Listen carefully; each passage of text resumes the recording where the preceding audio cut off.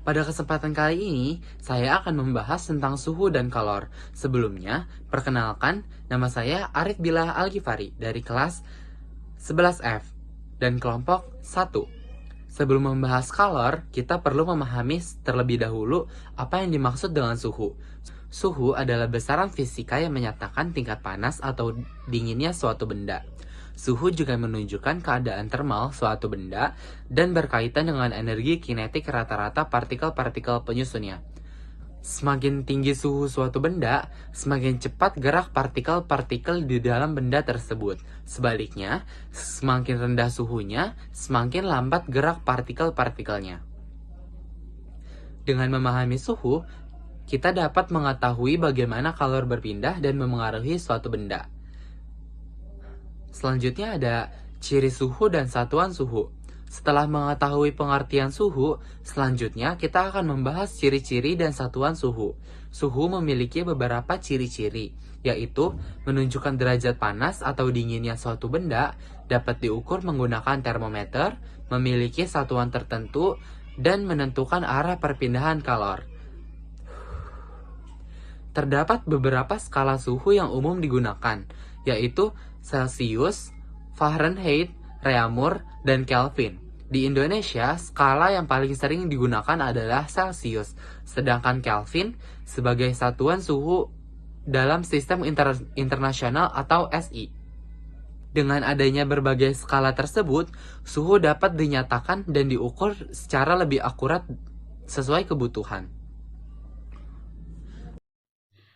Assalamualaikum warahmatullahi wabarakatuh. Halo semuanya. Perkenalkan, nama saya Afrisa Nazwa. Saya dari kelas 11F. Pada kesempatan kali ini, saya akan menjelaskan materi fisika mengenai alat ukur suhu dan skala konversinya. Pertama-tama, kita harus tahu dulu apa itu suhu. Suhu didefinisikan sebagai derajat atau tingkat panas dan dinginnya suatu benda.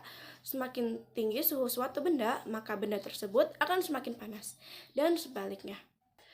Untuk mengukur suhu secara pasti dan akurat, kita nggak bisa nih mengandalkan indera peraba seperti tangan, melainkan harus menggunakan alat ukur baku yang bernama termometer.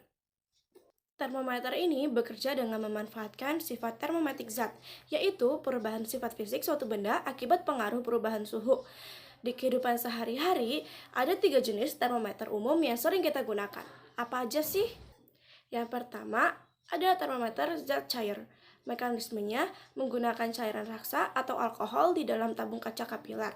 Dan cara kerjanya, ketika suhu memanas, zat cair di dalamnya akan memuai, volumenya bertambah, sehingga permukaannya naik menunjuk ke angka skala tertentu.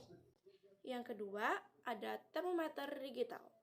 Mekanismenya menggunakan komponen elektronik bernama termistor atau thermal resistor. Dan cara kerjanya, perubahan suhu akan mengubah nilai hambatan listrik pada sensor tersebut, yang kemudian dikonversi menjadi angka digital pada layar LCD. Dan yang ketiga, atau yang terakhir, ada termometer inframerah atau termogan. Mekanismenya bekerja tanpa menyentuh objek secara langsung, jadi dia tuh kayak non-contact gitu.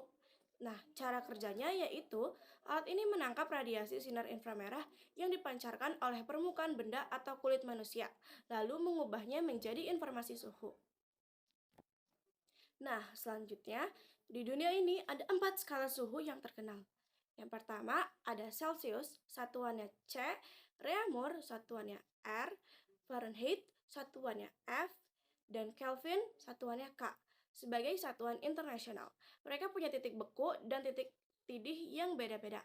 Tapi tenang, buat konversinya kita punya angka sakti hasil perbandingan skala, yaitu 5, 4, 9, dan 5. Dengan angka ini kita bisa bolak-balik hitung suhunya dengan mudah. Demikian penjelasan tentang alat ukur suhu dan konvensinya. Semoga penjelasan ini dapat memperjelas pemahaman kita tentang konsep suhu dalam fisika. Terima kasih atas perhatiannya dan sampai jumpa di materi berikutnya. Assalamualaikum warahmatullahi wabarakatuh. Perkenalkan, nama saya Karen Apuk Madalena Turnet dari kelas 11F, dan pada kesempatan kali ini saya akan menjelaskan materi konversi suhu dan prinsip asas Black. Langsung saja ke materi yang pertama, konversi suhu. Konversi suhu adalah materi yang mempelajari tentang mengubah nilai suhu dari satu skala ke skala yang lainnya. Dan dalam skala internasional itu terdapat empat skala. Yang pertama ada Celsius, yang kedua ada Fahrenheit, yang ketiga ada Reaumur, dan yang keempat ada Kelvin. Nah, selanjutnya ada pengertian kalor. Kalor adalah energi yang berpindah dari benda yang bersuhu lebih tinggi ke benda yang bersuhu lebih rendah, yang mengakibatkan adanya perbedaan suhu. Kalor merupakan salah satu bentuk energi dan memiliki satuan SI berupa Joule atau J, atau simbol J. Perpindahan kalor selalu terjadi dari benda panas ke dingin, sehingga mencapai keseimbangan suhu. Kalor dapat menyebabkan dua hal, yaitu perubahan suhu dan perubahan wujud zat. Contohnya, air yang dipanaskan lalu mengalami kenaikan suhu, sedangkan es yang menerima kalor akan mencair menjadi air. Jadi, dapat disimpulkan bahwa kalor adalah energi yang berpindah karena adanya perbedaan suhu yang dapat memengaruhi keadaan suatu zat. Halo semuanya, kembali lagi nih dengan aku. Hari ini aku akan membahas fenomena fisika yang sangat sering kita jumpai di sekitar kita, yaitu perubahan wujud zat dan kalor laten. Sebelum masuk ke jenis-jenisnya, ada satu konsep penting yang harus kita pahami. Perubahan wujud zat terjadi karena zat tersebut menyerap atau melepaskan kalor, dan uniknya, saat proses perubahan wujud zat sedang berlangsung, suhu zat tersebut akan selalu tetap atau konstan.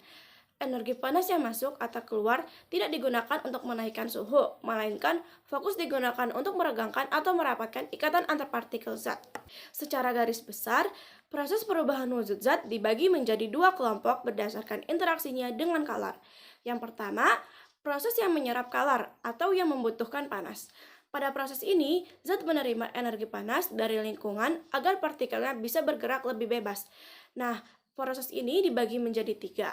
Yang pertama, mencair, dari padat ke cair. Contohnya adalah es batu yang diletakkan di suhu ruang lama-kelamaan akan berubah menjadi air. Dan yang kedua, menguap, dari cair ke gas. Contohnya adalah air yang dimasak hingga mendidih atau air jemuran yang menguap karena panasnya matahari. Dan yang ketiga yaitu menyublim, dari padat ke gas. Contohnya adalah kapur barus, di dalam lemari yang lama-kelamaan habis dan berubah menjadi gas berbau wangi. Proses selanjutnya yaitu proses yang melepaskan kalor atau yang membuang panas. Pada proses ini, zat membuang energi panas ke lingkungan agar partikelnya mendidih dan merapat kembali. Nah, proses ini juga dibagi menjadi tiga loh. Yang pertama, membeku, dari cair ke padat. Contohnya adalah air yang kita masukkan ke dalam freezer hingga berubah menjadi es batu. Yang kedua, ada mengembun, dari gas ke cair.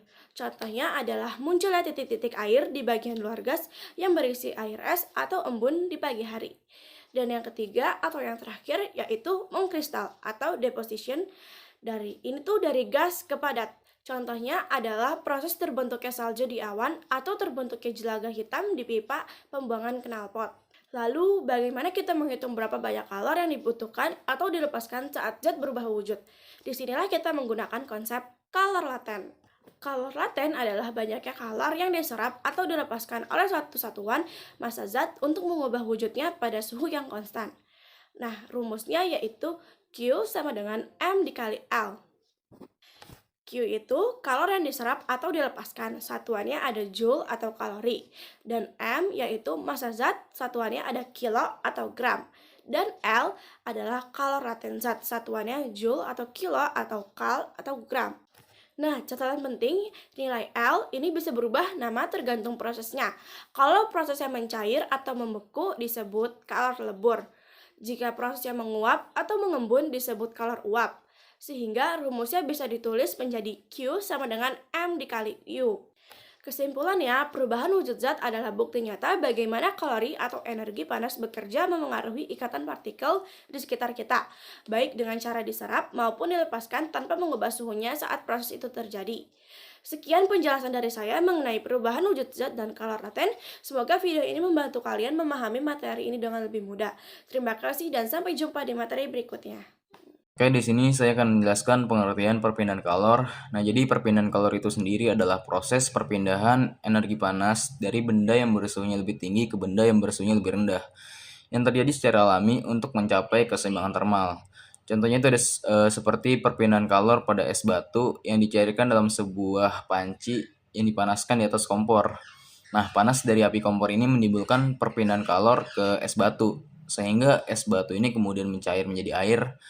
Artinya benda yang beku melepas kalor, sedangkan benda yang mencair ini menerima kalor. Nah, dari peristiwa ini dapat kita katakan bahwa proses perpindahan kalor ini dapat mengubah wujud suatu benda.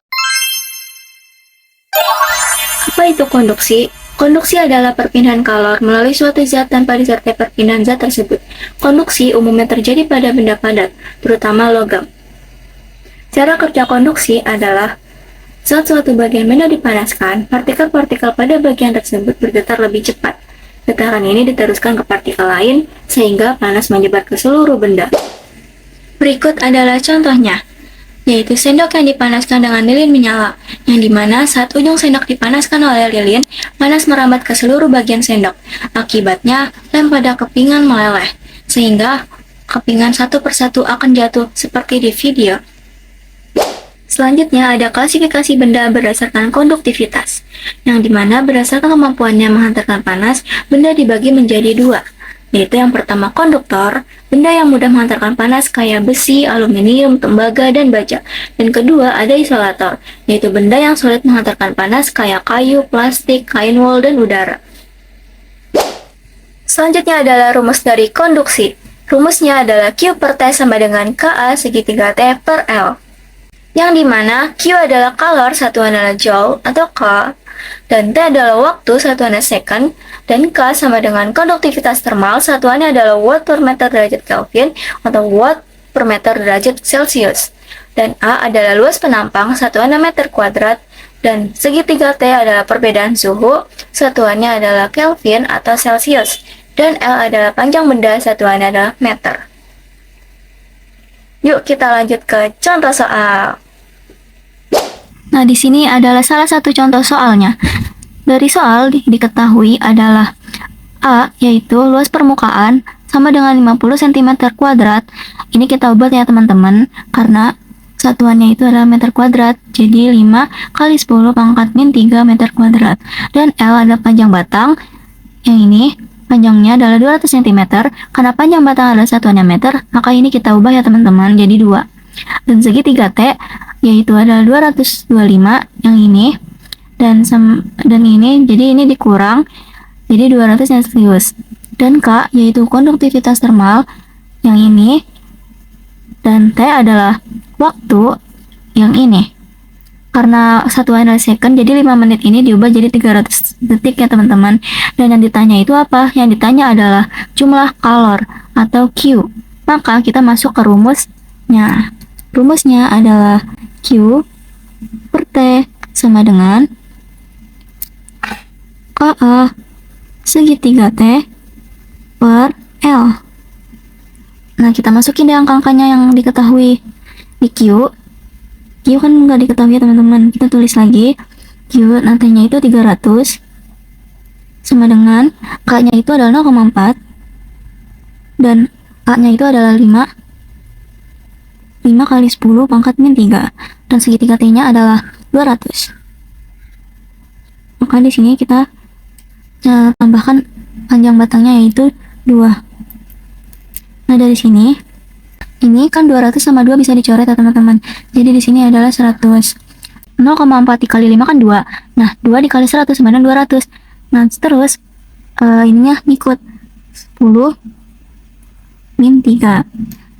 Nah, di sini kita langsung dikali ke samping ya teman-teman. Jadi Q sama dengan 200 dikali 10 pangkat min 3. Terus dikali 300. Nah, dari sini itu adalah 0,2 kali 300 sama dengan 60 joule. Nah, selanjutnya ada konveksi.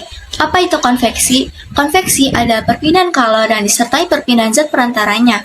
Konveksi biasanya terjadi pada zat cair atau gas.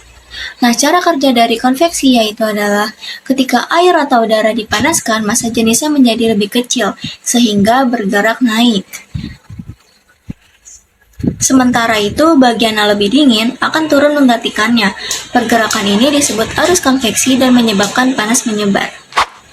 Nah, berikut ada salah satu contoh dari konveksi, yaitu air yang sedang dipanaskan dalam panci, yang dimana bagian bawah air itu menjadi lebih hangat sehingga mempunyai partikel yang lebih ringan, dan itu akan naik ke atas, dan air yang di atas punya suhu yang lebih dingin sehingga akan turun ke bawah karena mempunyai partikel yang lebih berat. Nah, pertukaran ini terjadi secara terus-menerus. Nah, selanjutnya adalah rumus dari konveksi.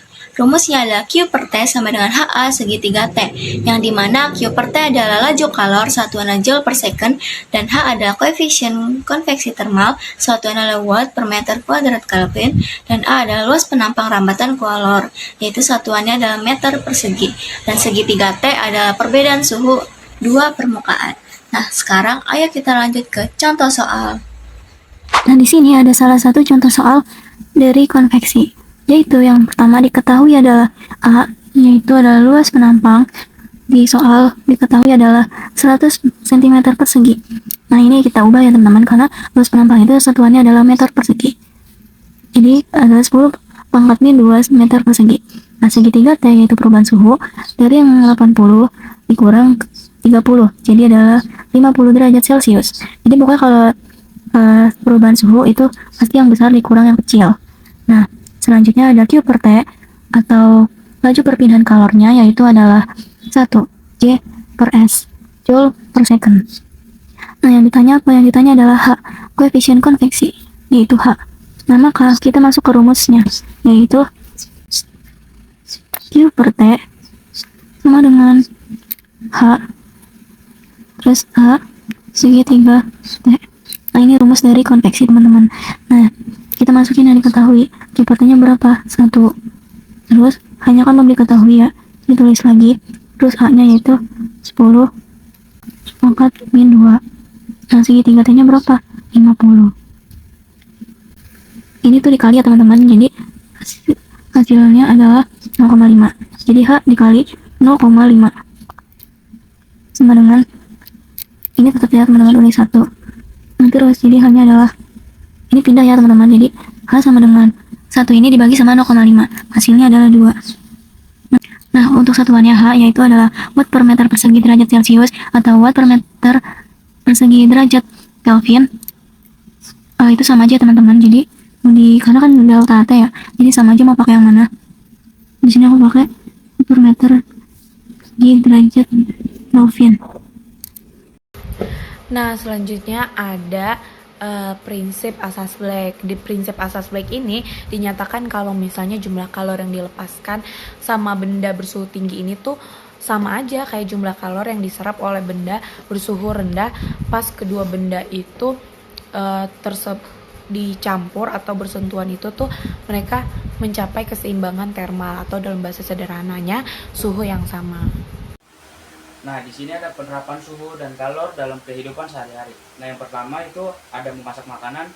Kalor dari kompor digunakan untuk memanaskan dan memasak makanan hingga matang. Nah, yang kedua itu menyetrika pakaian. Setrika menghasilkan kalor yang membuat pakaian menjadi rapi dan tidak kusut. Nah, yang ketiga itu mesin kendaraan. Sistem pendingin pada mesin kendaraan mengurangi panas yang berlebih agar mesin tidak mengalami overheating atau overheat. Nah, yang keempat itu pembuatan es batu. Air kehilangan kalor hingga membentuk menjadi es batu. Nah, yang kelima itu merebus air. Kalor yang diberikan pada air menyebabkan suhu air naik hingga mendidih. Jadi kesimpulannya, suhu menunjukkan tingkat panas atau dingin suatu benda, sedangkan kalor adalah energi yang berpindah akibat perbedaan suhu. Kalor dapat berpindah melalui konduksi, konveksi, dan radiasi, serta menyebabkan perubahan suhu maupun perubahan wujud zat. Oleh karena itu, pemahaman tentang suhu dan kalor sangat penting untuk menjelaskan berbagai fenomena dalam kehidupan sehari-hari. Ba-da-da-dee, doo-da-da, doo-ba-da-da-da, ba-da-da-dee, doo-doo.